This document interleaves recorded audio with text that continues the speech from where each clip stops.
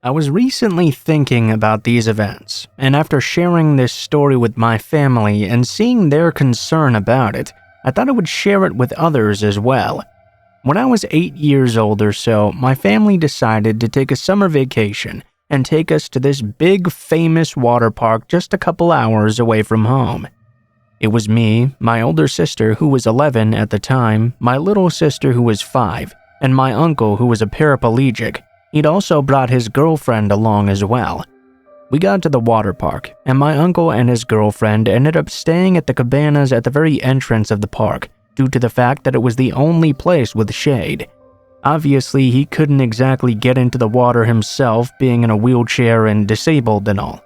So they decided to let us go off on our own and have fun all day. That was a big mistake though.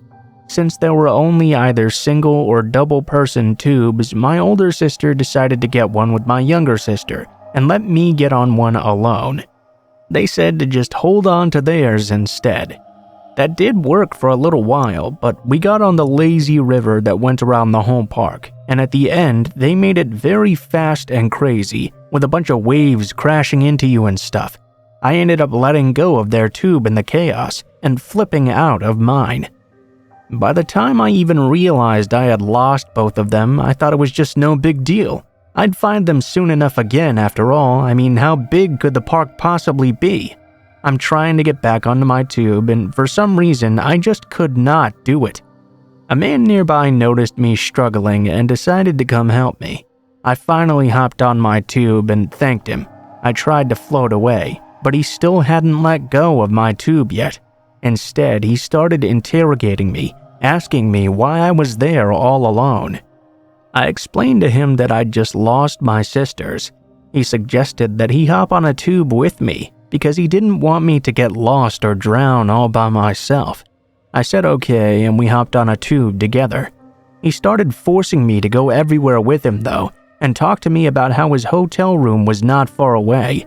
He had so many toys that I would love to play with. I actually started getting a bit interested because I didn't have many toys at that age, and the ones I did have my sisters had broken. He told me to get on one last slide and we could head right on over after. I agreed. While waiting in the line, he started acting really giddy and weird. He kept swimming under our tube and would play with my feet and legs. He told me they were pretty as well. There was a young couple behind us who was watching this unfold. I guess they could see the discomfort written on my face because they tapped me on the shoulder to ask me if I was okay and if I knew this man at all. He tried to answer for me, but they cut him off and said they were talking to me instead. I reassured them that I was okay, but seeing the look on their faces made something click in my head and say whatever was going on with this man was definitely not okay. Once we got off the slide, I told him I had to go, and once we got to the opening of the river, I wanted to get on a single tube by myself because I really needed to find my sisters now. He told me I couldn't do that. He needed to stay with me, and now I could not leave him. For some reason, as soon as he said this, fear just washed over me, and I ducked out of the tube and started desperately swimming away. When I looked back though, he was right on my tail swimming after me, trying to grab my leg. I ended up swimming to the entrance of the river and got on a single tube which he ended up grabbing and flipping me out of. He told me I needed to get a double with him instead. I obviously did not feel safe anymore, so I ended up running out and running to my uncle and his girlfriend. I didn't tell them what happened though, just that I'd gotten tired of being in the water. After sitting there for a while with them, I saw no further signs of the man. Thankfully, my sisters made it back to the cabana safe and sound, and we all left together.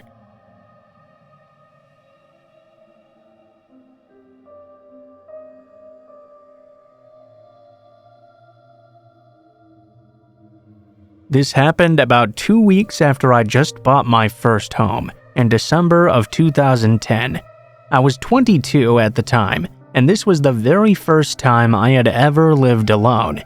About 9 or 10 days after moving in, I adopted a dog my sister and mom had seen at the local shelter. It was an abused breeding male cocker.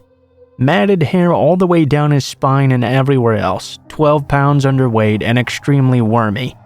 I named him Jack Donahue, and he's still sleeping next to me today as I type this. Now, the house I bought was not in the best neighborhood, but it backed up to an elementary school's playground, and cameras faced my backyard. It was a day or two before Christmas, so my office was closed and I was at home.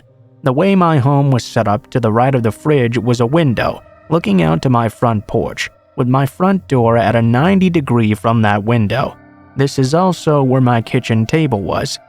This meant that if you were in the middle of the kitchen and looked left, there was a second living room and side door with a half window. It was the only window I had not installed blinds on yet. You couldn't see the kitchen table from the side door.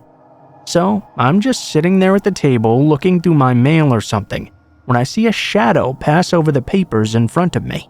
The blinds were closed, but if you were on my front porch, you were so close to the window your body would create a shadow. I didn't know why, but suddenly I just felt really uneasy. I knew no one should be there right now. I dropped off my stool to the ground and kind of peeked through the crack in the blinds. I could see there were two men I had never seen before on my front porch. One was really huge, wearing a white shirt and jeans, but I never saw his face because he was facing my front door. The other was wearing a red baseball cap and a really baggy red shirt. Honestly, at first, it seemed like they may have a legit reason to be there. I'd already had one guy before come over looking for his dog. Then, though, I heard the big one whisper, "Fucking go around, man."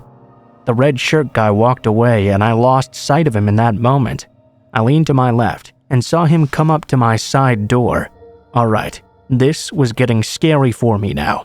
Suddenly, they both started attacking the two doors at the same time, pounding so hard that my tiny little house was shaking to the foundation. At that point, my sweet little underweight cocker spaniel that I hadn't even had for a week yet lost his ever-loving mind. He started baring his teeth and ran directly at the side door because he could see the guy through the window. Just the loudest barking I've ever heard from him to date. I could hear the red shirt guy yell out, "Holy shit, she got a fucking dog!" He tore off running, the big man following close behind. I was extremely grateful to Jack. If he hadn't been there, those guys would have definitely made it in. It was a tiny old little house built in '55, and it still had single-pane windows as well. I filed a report with the police, but never heard anything back regarding those men. I guess that was okay though, because to my knowledge they never even attempted to come back. I moved away 5 years later. Jack definitely saved me from something real bad that day, and he's been treated like a prince ever since. Honestly, he's the gentlest dog anyone's ever met. Even bucks the traditional Cocker Spaniel's not liking children idea, but I think he knew I was his person from day one, and nobody was gonna mess with his human.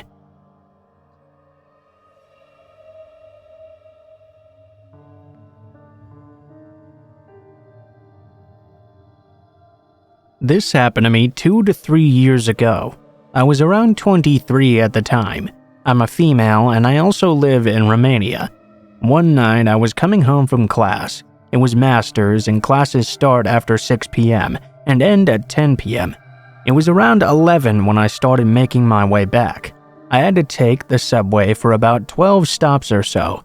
The destination I had to get off at was the very end of the line for the subway. At that time, there wouldn't be very many people on there. I'm a pretty lonely person, so all I really need is my headset and my music, and I'm all good to go. Said and done, I plug in my music, pick the furthest chair away in the subway, away from the only 2 people that were taking it with me at that time. So far, so good, until I see right out of the corner of my eye a silhouette approaching me and sitting down right next to me. It was a man, fairly built with dark hair, wearing glasses, a black shirt, and a black hoodie, and a very sickening smile as well. He didn't even try to engage in talking with me like a normal creeper would. Instead, he would stare at my phone as I browsed through my music. I could hear him breathing heavily, not like a painful breath like he was out of breath or something, but like he was feeling something very, very strong and trying to hold back. I felt uneasy, so I decided to change my seat and go even further back, trying to avoid him without looking like a freak myself. I don't know to whom really. There was only one other person with us the entire way who was minding their own business. I guess that scared me even more though. I picked a new chair and sat down. I plugged in all my stuff once again and proceeded with the remaining 6 out of 12 stops on my way home. I could see the silhouette growing bigger and bigger, and now I could feel a breeze running on my skin. I realized again the man was sitting right next to me, glancing in midair, dead eyes with a huge smile, staring directly at my phone. I panicked. There were still 4 stops to go, and now I had nowhere to hide. I looked after the other person on the subway, trying to sit down next to her instead. Strength comes in numbers, right? But she was no longer there. I started shaking a bit, not allowing the creeper to notice me being vulnerable. I stood up and went to the door, deciding to just stand until my stop arrived. This way, he at least wouldn't be able to sit next to me, right? Wrong. He came straight after me, following me, and sat down on the chair right across from the door. Because he now couldn't see my phone from that angle, he instead fixated me right in my soul with his black, dead eyes. Hey there, gorgeous. Why are you avoiding me? I was freaking out now as I looked at my phone, trying to call my boyfriend or message anybody. He stopped me though. I know no one will help you. You would have sent an SOS message by now if they would, and I know you didn't. In that moment, I realized I was now cornered. He had been focusing on my phone to see who I was talking to, trying to figure out if I was panicking, trying to see if I would ask someone for help. He had cornered me bad. I had the luck to reach my stop as I delayed any reaction and ignored him, so he had begun to repeat whatever he wanted to say. As soon as he started this, I dropped off and sprinted for the exit, not even looking back a single time. I got out at the surface and could not see him around anymore. At this point, I put my phone in my purse and realized I'd had my pepper spray with me all along. My heartbeat returned to normal, as I knew now at least I'd have something to defend myself with. Still though, it was an extremely long way to get home now, and who knew if he was alone or not. I walked rather fast for maybe 5 minutes from the metro when I felt a hand grabbing my wrist and pulling me back. Another hand covered my mouth, disabling me from screaming my lungs out. It was him, the same black hoodie, dark hair, and dead eyes stalker. He was now furious. Running from me? How dare you run away from me? You should be honored I gave you my attention. I'm fairly well built for a woman, 80 kilograms and 1.75 meters tall, so I guess he thought men wouldn't find me beautiful or something, and I should feel blessed by a creep like him stalking me and trying to hurt me. Now, my phone was away in my bag. I couldn't call for the police. I couldn't reach for my pepper spray.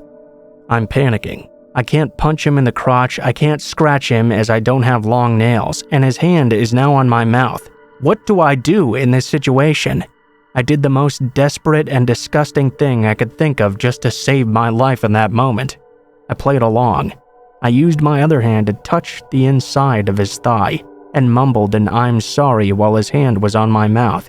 He took his hand off and I repeated that I was sorry. I didn't realize he was just flirting. He let his guard down and took his hand off my wrist. He asked me for my phone number and address to drop me off, but I refused, saying I'd rather add him on Facebook instead. He agreed. I told him. I reached for my phone, but instead I grabbed the pepper spray and sprayed him directly in his face with the full amount. I made sure to well cover both his eyes, nose, and mouth, even his ears and hands. He instantly got all red, suffocating from the pepper and swelling up. I called the police and told them what happened, and what I did as well. They asked me if the man was immobilized. I said yes, as the effect would only wear off in 45 minutes. The police arrived 5 minutes later to see me shaking like a leaf, and the man writhing on the ground swollen like a pumpkin, throwing up and swearing at me between gasps of breath. He was then arrested. The police told me they had been looking for him for the past week, as they discovered the body of a 24-year-old woman in his apartment, a fairly well-built lady as well, 1.77 meters tall, 75 kilograms, and red hair. I have red hair too. The woman was his girlfriend, and ever since he had not gone back to the apartment. I don't know what he wanted to do with me. I can understand why he targeted me due to the similarities, but I really don't understand why he wanted to hurt me as well.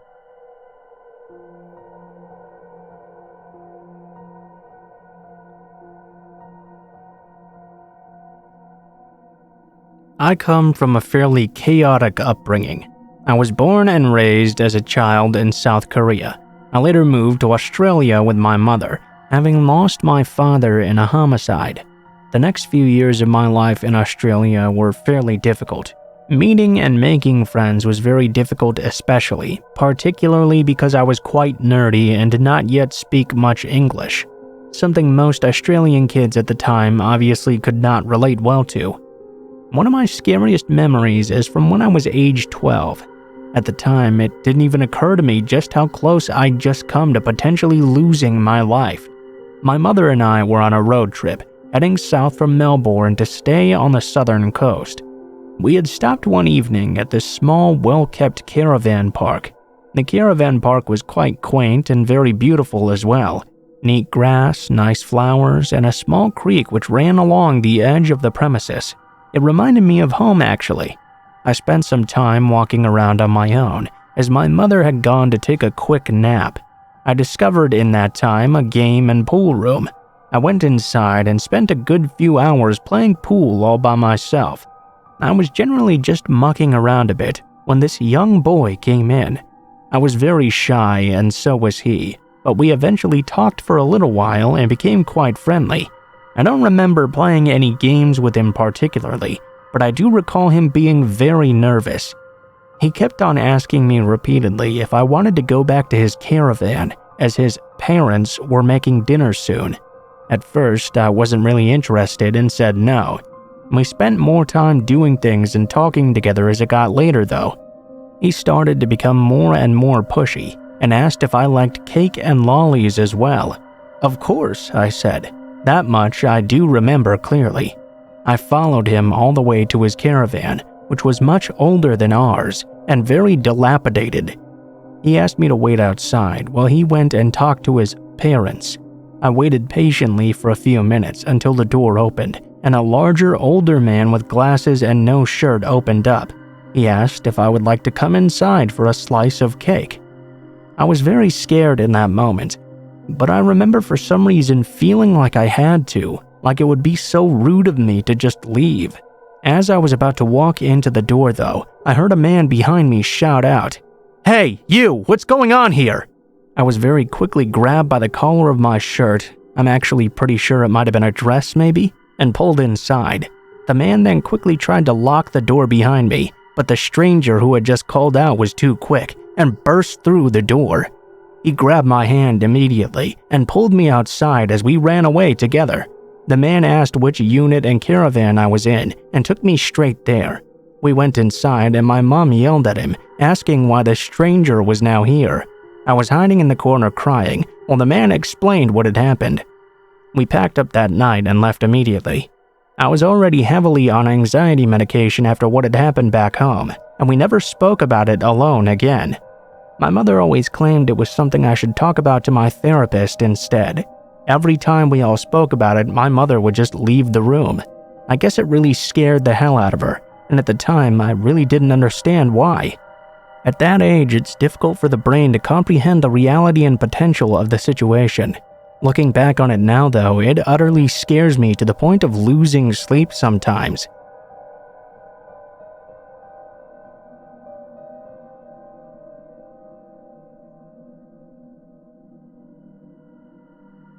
When I was 16, some friends and I went to an outdoor concert festival thing. We parked at the mall and took a shuttle to the venue. For perspective, the mall is a 20-minute drive from our homes, and the venue is another 20 minutes away in a different direction. During the concert, I ended up losing my friends in the crowd. I didn't really care that much in the moment though, as I wanted to get to the front no matter what. I could always just call them after the concert ended after all. Well, of course, I lost my phone somewhere in the sea of people, and I didn't even notice until the show was wrapping up. I began to search the ground as people began to dissipate with no luck. Reluctantly, I just hopped on the bus heading back to the mall, hoping to at least meet up with them at the car. Well, when I got there, the car was gone, and I started to really freak out a bit. It was 10 p.m. when I headed to the bus station to see when the next bus to my city was coming. Just my luck though. It happens to be Memorial Day, meaning no buses will come until 10 a.m. I borrowed a stranger's phone and called the two numbers I knew, my mom and my brother. My mom didn't answer. My brother did. He basically gave me an "it sucks to suck" talk and hung up right away. So I'm there, alone, scared, and more than a little drunk in a city I don't know. I tried walking, but I very quickly gave up when I realized I was basically walking down a random highway towards who knows where. I head back to the station, and I'm just staring at a map when this stranger creeps up behind me. He asks me where I'm heading, and I tell him the truth. He conveniently is going to the same city and asked me if I'd like to split a cab with him. Realizing this was now my only option, as I didn't have enough to go on my own, we hopped in the car together. Turns out though, he had even less than I did. We barely had enough to get to the heart of the city, which was at least a 10-minute drive away from my house. Fortunately though, I knew my way back from there. During the drive, this guy got progressively more and more creepy. He was well aware I was 16, and the man was 25. He scooted closer and closer every minute, touching and grabbing me, insisting I come with him back to his place. He even pulled out a pen and wrote his phone number on my bare leg. As we get to our destination, I realize the situation I'm in. We're about to get out together, in a quiet area at 2 a.m. with no one around. The cabbie is then going to drive off, leaving no one to hear me screaming as this guy assaults me. The second the man gets out, I turned to the driver and begged him to at least take me a few streets further. At least I could be able to put some distance from him and me then. The cab driver hadn't said a single word the entire way, but he had definitely heard the entire thing. He asked me for my address instead and drove me all the way home for free. The creeper watched in bafflement as the cab drove off with me still inside. When we arrived to my home, I offered to wake up my mom to pay him, but he declined. He said the only thing he needed was to know I was safe. I broke in through the kitchen window, got to bed, and cried my tears of relief for who knows how long.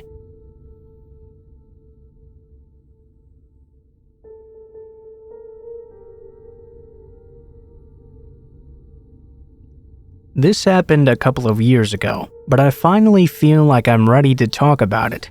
In 2016, I had just turned 18 years old and was in my second semester of community college. I was lucky to get to take a few specialized classes that were requirements from my major. These classes required me to drive about 45 minutes every Monday, Wednesday, and Friday to the main campus of my community college system. That's relevant because I was going to a town I did not know very well, and I also didn't know anyone who lived there either. There was this man in my class named Eddie. He was a big guy in his late 40s or so. I'm all of 5'0", and at the time I was about 130 pounds. That is to say, I was pretty small and defenseless. We spent a lot of time in the lab for these classes, and he was always stationed right across from me. I was a bit more naive and unsuspecting at that time, and wanted to be nice. I talked with him and my other classmates quite a bit, and was a lot friendlier to him than I would be nowadays. He started being overly friendly to me, and would stand too close or ask too many personal questions. He'd flirt with me in the class as well, to the point it seemed to make other people around uncomfortable to watch. He started to stare at me a lot, with this really intense look that honestly kind of scared me. Of course, being young and not wanting to hurt his feelings, I decided to ignore it as best I could. I told my boyfriend about it, but again, Eddie hadn't actually ever done anything wrong to me, so there wasn't a lot I felt like I could do in return. A few weeks after this all started, all of us were hanging out in a small break room type area, studying for an exam for our next class. It was about 30 minutes away or so. I was sitting at one table chatting with some middle-aged woman in my class, and Eddie was at the next table over messing around with his phone. I announced that I was going to get something from the vending machine and stood up to leave. As I did so, he tried and failed to discreetly turn his phone toward me and snapped a picture of me as I walked away to the machine, got my drink, and bent over to pick it up. I realized what was going on as I was walking back, with him still taking photos of me. I shot him a dirty look. He put his phone away and just sat there staring at me from then on. I was trying my best to look pissed, but honestly I was just really freaked out.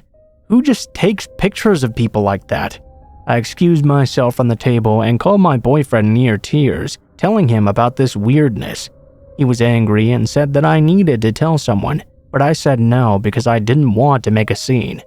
He tried his best to comfort me as much as he could, but I had to go to class soon afterwards.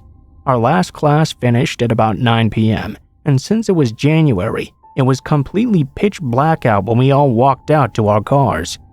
I was actually in the middle of texting one of my guy friends about what had happened when Eddie walked up to my car, stopped for a moment, looked at me through my windshield, and then slowly kept walking, watching me through my driver's side window the whole time.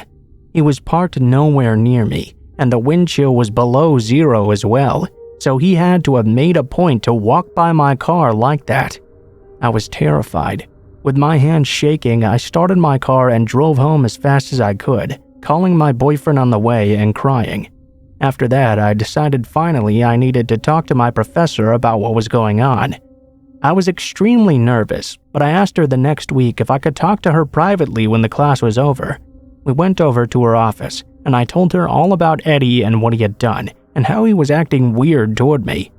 She told me she had noticed that I tensed up and went quiet whenever he got close to me, and had noticed him paying a lot of attention to me as well. She told me she believed me about the pictures. She was honestly amazing with how she handled all this. She promised me she would move things around to where I'd be away from him in the lab. She asked if I wanted her to talk to him about it as well. I said no. I didn't want to make him angrier than he already was, and she said she'd respect that. She was going to have the security guard stand at the door though and watch me go to my car every night. She'd tell the program director as well what was going on, but Eddie wouldn't know that I had talked to her. By the time we got all this done, it had been 30 minutes since class had ended. She offered to walk me outside together. I'm glad that she did, because the moment we came out of the elevator to the first floor, Eddie was sitting there in the foyer all alone. Every single other person had gone home. My blood immediately ran cold, but I tried my best to act as normal as I could. He seemed quite surprised to see our professor there as well, as she was to see him. When she asked him why he was still there after so long, he said he'd noticed my car was still parked out front and wanted to make sure I wouldn't have to walk out by myself. I'm pretty sure I must have been pale as a ghost, but my professor gave him a look I couldn't read and said not to worry. She was walking me to my car, and from now on the security guard would be there every single night. He quickly said that was good and walked away saying good night. It still gives me chills to think about what could have happened if my professor didn't walk me down to my car that night. I have no idea what he was capable of doing. After this, she rearranged our seating and made sure we were never grouped together. I started making sure I walked out to my car at the same time as a few other women in my class as well. The security guard was usually in the foyer by then. We only had a couple months left of this class as well, so there wasn't really much time for any other incidents. I would still catch him staring at me sometimes though, and giving me looks of pure rage. It's been a few years since then. I don't go to that school anymore, and I'm moving to a completely different city soon. I'm a lot more assertive and stronger now, but I still hope I never meet Eddie ever again.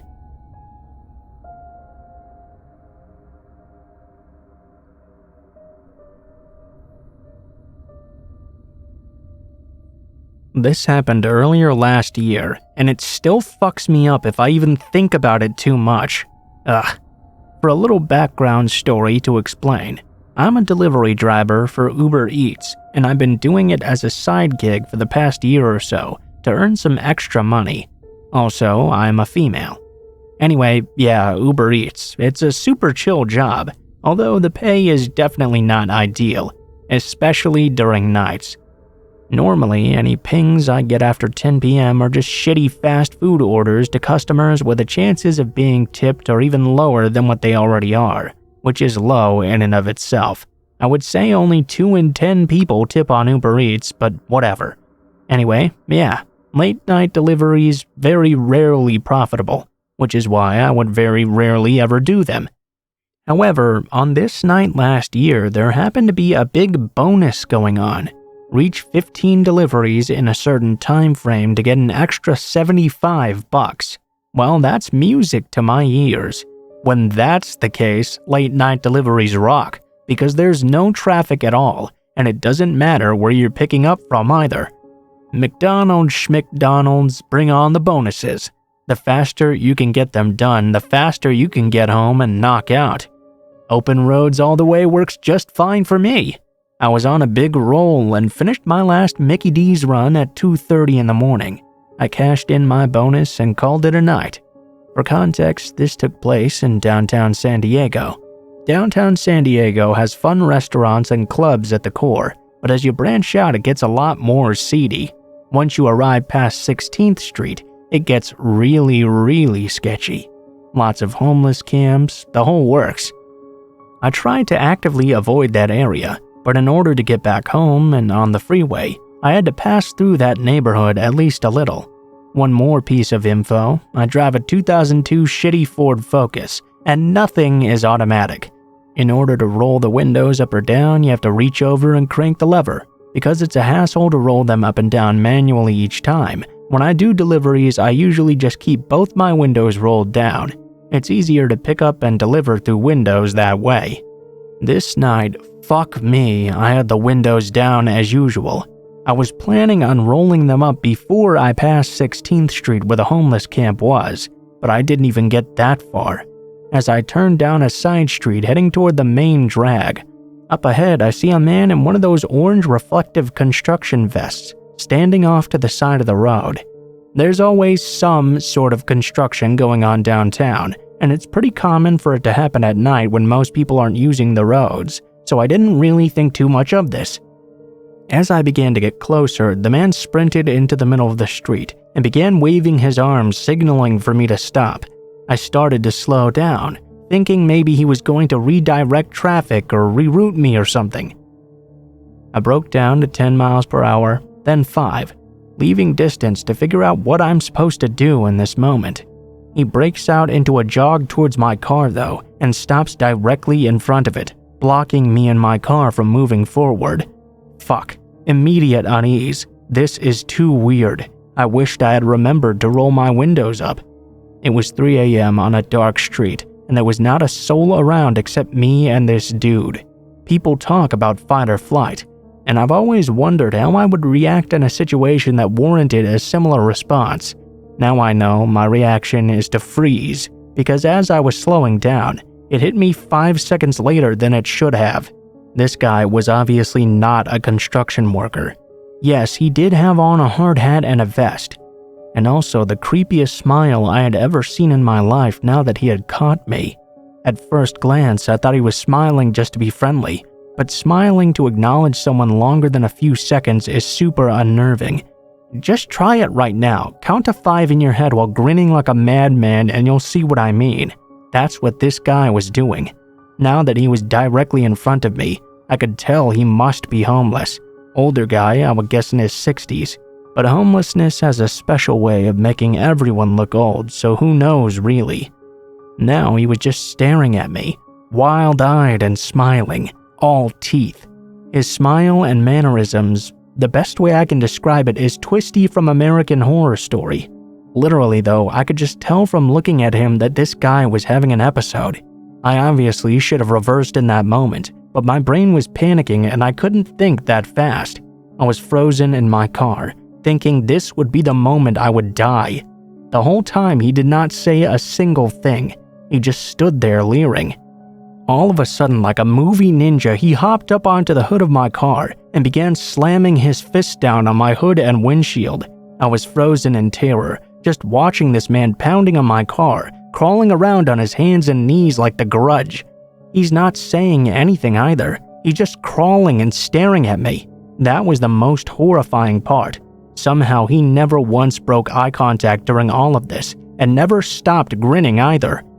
The thought of my window still being open made me want to throw up, but at the same time breaking eye contact and moving to roll them up felt a lot scarier. Like if I made any sudden moves or looked away, it would be the perfect time for him to try to come inside the car and strike. Still, he never uttered a single sound. I think it would have been less scary if he had said anything, but he didn't. He just pounded his fists on the car and stared. In all reality, this whole encounter probably lasted 15 seconds, but it felt like I was stuck there for days. I was freaking out, and before I could gain the sense to do anything remotely intelligent, I saw headlights in my rearview mirror coming up from behind me down the street. The man saw this too, and in an instant, he leapt off of my car and broke off in a run behind me, heading straight towards the new car. Jesus Christ, what the hell is this? I floored it and didn't look back until I was halfway home on the freeway. At this point, it was all adrenaline. For a long time after that, I stopped delivering at night altogether. I sure as hell don't go down to that section of downtown anymore. Instead, I just take the longer route home. I also don't drive with the windows down at night if it's an area that's even remotely run down. What I realized from this is how naive I could be to just automatically trust and obey someone just because they have a uniform on. I didn't even question slowing down at first, even though the whole situation was sketchy as fuck. It was actually quite the opposite. In my mind, I was comforted by the fact that now somebody trustworthy was on the road. I guess my subconscious thoughts went like, oh nice, a public servant doesn't want me making a wrong turn. By the time I stopped, it would have already been too late if this guy wanted to attack me. I shudder thinking about it. I calmed down eventually by reassuring myself this was just probably a crazy dude on drugs who meant no harm. Hopefully that is the case, and for my own peace of mind, I'm going to choose to believe that it is. But what got to me is the fact that this guy was dressed as a road worker on the road, deliberately behaving at first in a way to lead me to believe he was one. Why else wear that getup? And why were you trying to pull cars over? Just to freak people out? I don't know the answer, and I'm glad I didn't find out what it was he really wanted from me. Fucking yikes.